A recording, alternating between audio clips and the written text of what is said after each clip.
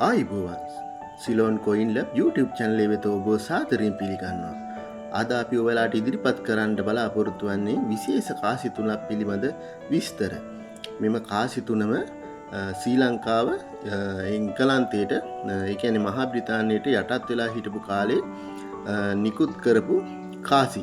ඉතින් අපි මේ කාසි පිළිබඳ එකින් එක විස්තර අරගෙන බලමු. මුලින්ම අපි වික්ටෝරියා රජිනගේ රුව සටහන් කරලා තියෙන කාසිය අරගෙන බලමු.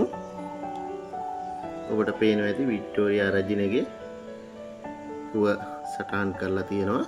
කොයින් වික්ටෝරියා කියලා ඉංග්‍රීසියෙන් සඳහන් කරලා තියෙනවා. අපි මෙම කාසිය අනිත් පැත්ත හරවලා බලමු.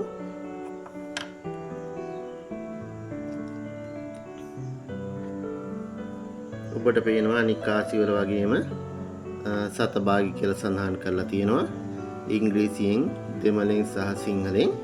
ඊට අමතරව ඒවකට ශ්‍රී ලංකාව හඳුන්වපු නම සිලෝන් කියලා සඳහන් කරලා තියෙනවා. ඒ වගේම කාසියේ යටින්ම සඳහන් කරලා තියෙනවා කාසිය නිකුත් කළ වර්ෂය 1895 කියලා. දැනට වසර 120කට වැඩි වයස තියෙන කාසියක් මෙම කාසිය. අපි මෙම කාසිය පොඩ්ඩක් මදකට තියලා අපි ඊළඟ කාසිය අරගෙන බලමු. මෙන්න ඊළඟ කාසිය පස්වෙනි ජෝර්ජ් රජතුමාගේ රුව සටහන් කරලා තියෙන කාසිය. එම කාසියත් අපි අනිත් පැත්ත හරවලා බලමු.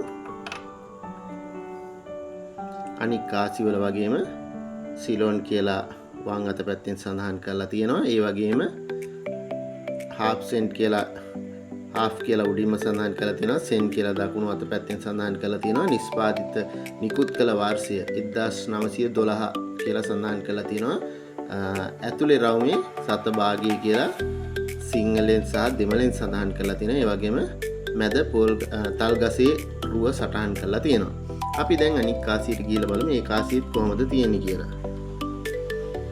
ඔයාලට පේනවා ඇති මේ අනිත් කාසිය 6 වෙනි ජෝර්ජ් රජතුමාගේ රුව සටහන් කරලා තියෙනවා. George 6 and King and Emperor of India කියලා සඳහන් කරලා තියෙනවා. ඒ වගේම එහි නිෂ්පාදිත නිකුත් කළ වර්ෂය අපි අනිත් පැත්ත හරවලා බලමු. ඒ නිකුත් කළ වර්ෂය අනිත් කාසිය වල වගේම යටින්ම සඳහන් කරලා තියෙනවා 1937 කියලා. අනිත් කාසිය වල වගේම වම් අත පැත්තෙන් සිලෝන් කියලා එවකට ශ්‍රී ලංකාව හඳුන්වපු නම සඳහන් කරලා තියෙනවා. ඒ වගේම half cent කියලා සඳහන් කරලා තියෙනවා.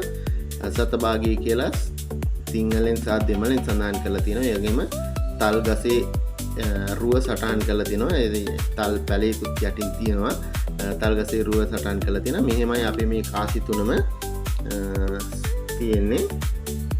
නැවත අපි මේ කාසි තුනම ලං කරලා බලමු.